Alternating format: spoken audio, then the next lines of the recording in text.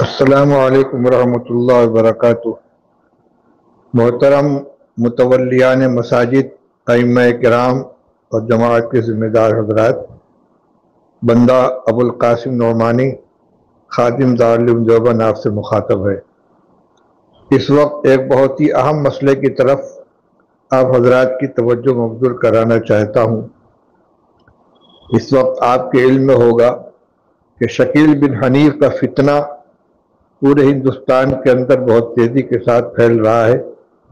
جو مہدویت اور مسیحیت کا دعویٰ کرتا ہے، اور بھولے بھالے مسلمان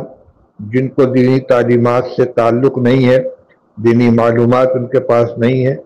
ان کے درمیان خفیہ طور سے شکیل بن حنیف کے کارندے اپنی محنت کرتے ہیں، اور بڑی تعداد میں لوگ اس کا شکار ہو رہے ہیں۔ ہمارے دوست سید ذیشان حسن قادری نے جو فتنہ شکیلیت اور فتنہ قادیانیت کے خلاف احباب کو متوجہ کر کے اور خود اس میں شریک ہو کر بڑے پیمانے پر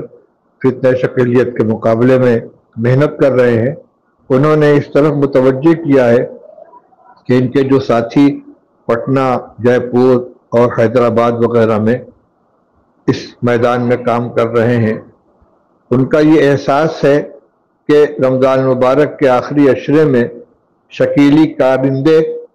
انجان جگہوں پر دور دراز کے علاقوں میں مساجد کے اندر اعتکاف کے نام پر جا کر مقیم ہو جاتے ہیں۔ بظاہر بڑے دیندار ہوتے ہیں، لوگ ان سے متاثر ہو جاتے ہیں، اور وہ آہستہ آہستہ ان کے درمیان اپنی بات چلاتے ہیں اور ان کو شکیل بن حنیف کے مہدی اور مسیح ہونے کا قائل کر لیتے ہیں۔ تو اس لیے میں اس وقت مساجد کے ائمہ اور متولیان اور مسجد کے ذمہ دار حضرات سے خاص طور سے یہ اپیل کرنا چاہتا ہوں کہ کسی انجان آدمی کو اپنی مسجد کے اندر اعتکاف کرنے کی اجازت نہ دے۔ اور دوسری بات یہ کہ زیادہ تر لوگ اس وجہ سے شکار ہو جاتے ہیں کہ نبی کریم صلی اللہ علیہ وسلم نے قیامت کے قریب حضرت عیسیٰ علیہ السلام کے آسمان سے نزول، حضرت مہدی علیہ السلام کے ظہور اور دجال کے خروج سے متعلق جو پیشین گوئیاں فرمائی ہیں، بیان فرمائی ہیں، لوگ اس سے واقف نہیں ہیں۔ اس لیے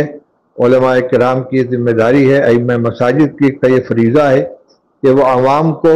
حضرت عیسیٰ علیہ السلام کے نزول، اسی طرح حضرت مہدی کے ظہور اور دجال کے خروج سے متعلق احادیث میں جو پیشین گوئیاں ہیں مطالعہ کر کے اس کی جانکاری حاصل کر کے عوام کے سامنے ان کو بیان کریں، جمعہ کے خطبات میں بھی اس کو بیان کریں۔ اس کے علاوہ عام طور سے اعتکاف کے دوران لوگوں کی تعلیم کے لیے کچھ بیانات بھی ہوتے ہیں، اس میں ان کو بیان کریں، اور اس سلسلے کی معلومات نیٹ کے اوپر بھی مل جائیں گی، دیوبند سے بھی حاصل کی جا سکتی ہیں، باقاعدہ اس پر کتابیں تصنیف کی جا چکی ہیں۔ مولانا شاہ عالم صاحب کا بھی رسالہ ہے، مولانا قاسم حسن سنبھلی صاحب کی بھی کتاب ہے، دارالعلوم دیوبند سے بھی فتویٰ شائع ہوا ہے جو نیٹ پر موجود ہے، اس کو حاصل کریں، جس میں یہ صاف بتلا دیا گیا ہے کہ شکیل بن حنیف اپنے باطل عقائد کی بنا پر اسلام سے خارج ہے، اور جو لوگ بھی اس کو برحق مان کر اس کے ہاتھ پہ بیعت کریں گے وہ بھی اسلام سے خارج ہوں گے۔